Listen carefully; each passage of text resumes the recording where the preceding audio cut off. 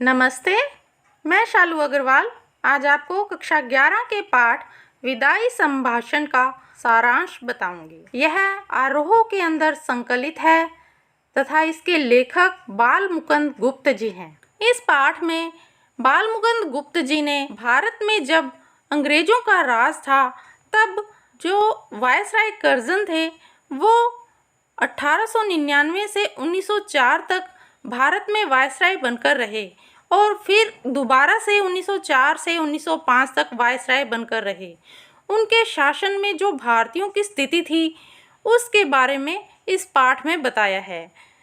यह अध्याय शिव शंभू के चिट्ठे का एक अंश है। वायसराय कर्जन के शासनकाल में विकास के बहुत कार्य हुए, नए नए आयोग भी बनाए गए, किंतु उन सब का उद्देश्य शासन में गोरों का वर्चस्व स्थापित करना था, यानी कि अंग्रेजों का ही हर एक चीज में फायदा हो, इस तरह के ही सारे काम किए गए। इस देश में जितने भी संसाधन थे उन सब में अंग्रेजों का ही हित देखा जाता था। इस तरह के ही नियम बनाए गए कि उन संसाधनों का अंग्रेज ही ज़्यादा से ज़्यादा अपने हित में प्रयोग कर सके।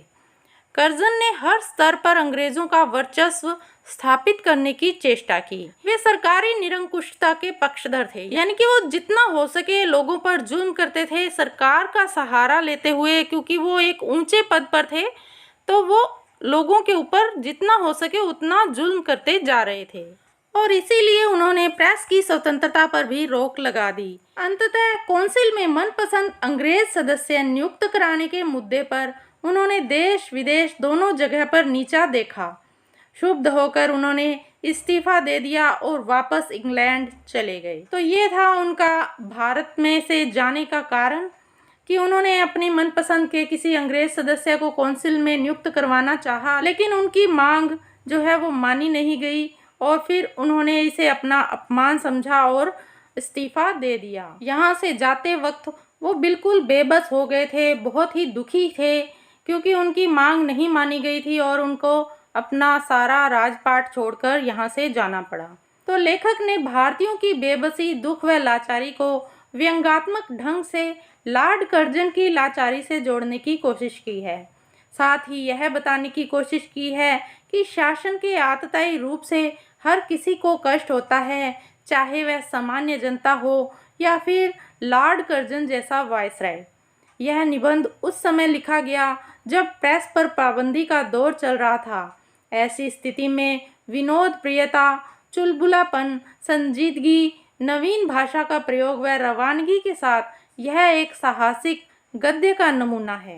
लेखक कर्जन को संबोधित करते हुए कहता है कि आखिरकार आपके शासन का अंत हो ही गया, अन्यथा आप तो यहाँ के स्थायी वायसराय बनने की इच्छा रखते थे।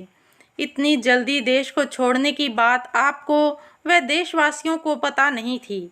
इससे ईश्वर इच्छा का पता चलता है, यानी कि कोई तीसरी शक्ति यानी कि ईश्वर भी है सबके बीच में, इसका पता हमें चलता है क्योंकि उन्होंने आपको हटवा दिया और देशवासियों को सुखी कर दिया। आपके दूसरी बार आने पर भारतवासी प्रसन्न नहीं थे, वे आपके जाने की प्रतीक्षा करते थे, परंतु आपके जाने से लोग दुखी है। बिछुड़न का समय पवित्र, निर्मल व कोमल होता है, यह करुणा पैदा करने वाला भी होता है। भारत में तो पशु पक्षी भी ऐसे समय में उदास हो जाते हैं। इसका उदाहरण देते हुए लेखक कहते हैं कि शिव शंभू की 2 गायें थी, जिनमें एक बलशाली थी और दूसरी कमज़ोर थी, लेकिन बलशाली गायें जो थी वो कमज़ोर गाय को टक्कर मारती रहती थी और एक दिन बलशाली गाय को दान में दे दिया गया।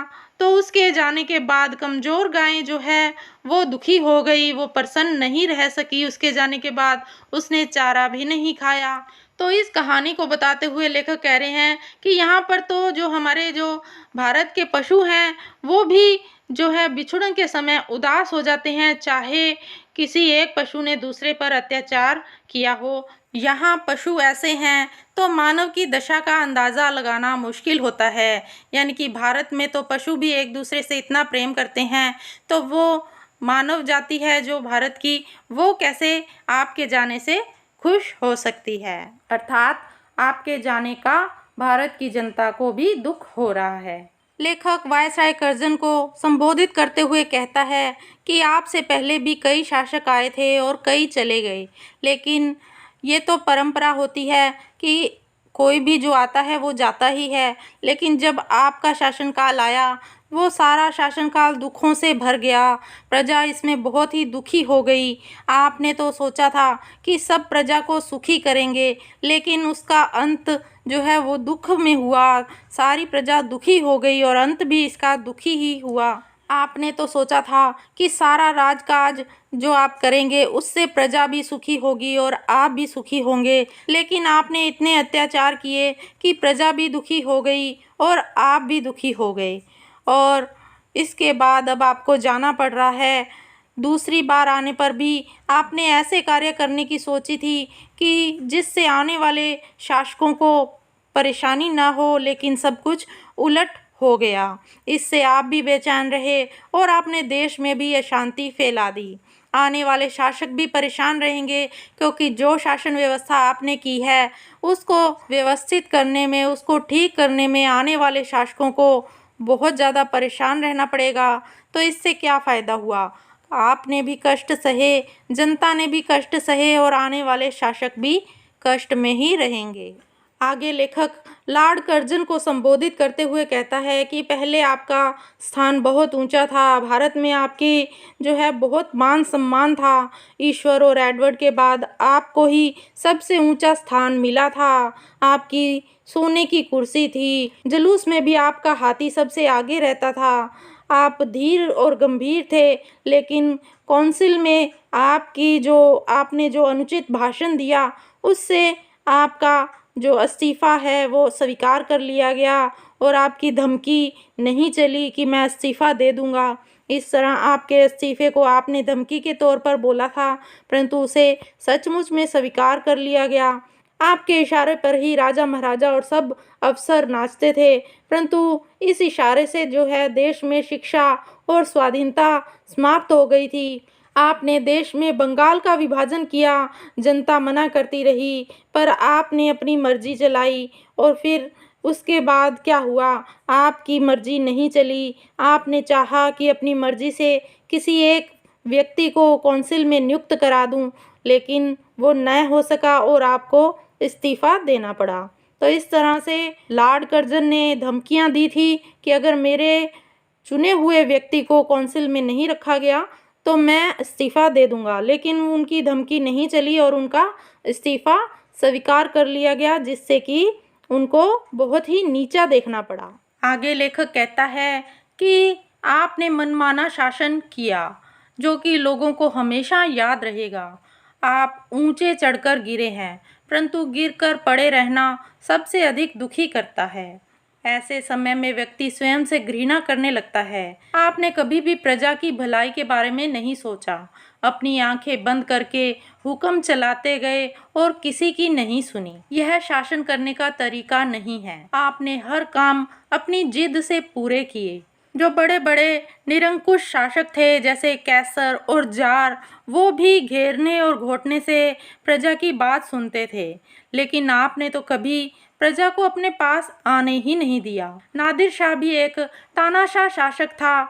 उसने भी दिल्ली में बहुत कत्लेआम किया, लेकिन जब आसिफ जहां ने गले में तलवार डालकर उससे प्रार्थना की तो उसने भी कत्लेआम रोक दिया। परंतु आपने 8 करोड़ की जनता की प्रार्थना पर बिल्कुल ध्यान नहीं दिया और बंगाल विभाजन करके ही माने और उसको रद्द करने का फैसला नहीं लिया।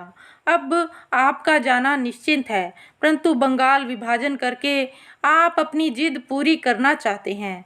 ऐसे में प्रजा कहाँ जाकर अपना दुख जताए? आगे लेखक कह रहे हैं कि आपकी जिद का फल जो है वो भारत की जनता ने देख लिया है।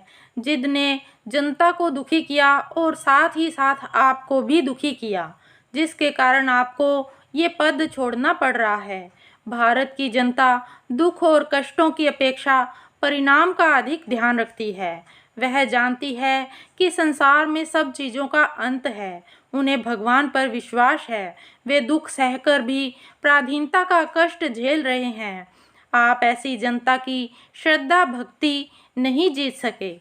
लेखक आगे कहता है कि कर्जन ने कभी भी अनपढ़ प्रजा का नाम नहीं लिया। एक आध बार ही मुश्किल से उसने अनपढ़ प्रजा का नाम लिया, जबकि यह जनता नर सुल्तान नाम के राजकुमार के गीत गाती है।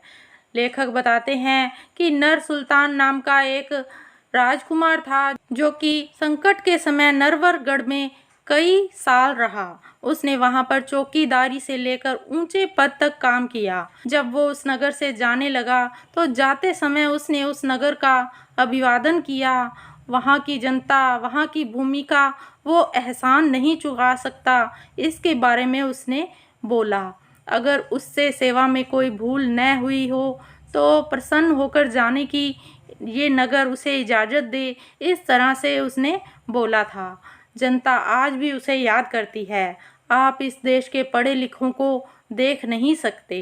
लेखक कर्जन को कहता है कि राजकुमार की तरह आप भी ऐसा बोल सकते हैं, इस तरह का विदाई संभाषण आप भी बोल सकते हैं जिसमें आप अपने स्वार्थी स्वभाव का उल्लेख कर सकते हैं और भारत की भोली भाली जनता के प्रति कृतज्ञता व्यक्त कर सकते हैं और ये कह सकते हैं कि भारत, मैं तुम्हें आशीर्वाद देता हूँ, तू फिर से उठे और अपने प्राचीन गौरव और यश को फिर से प्राप्त करे, मेरे बाद आने वाले तेरे गौरव को समझे। अगर आप ऐसा बोलते हैं तो देश आपको माफ़ कर सकता है, परंतु आप में इतनी उदारता कहाँ। इसी के साथ ही यह पाठ समाप्त होता है। आशा है कि आपको पाठ समझ में आ गया होगा।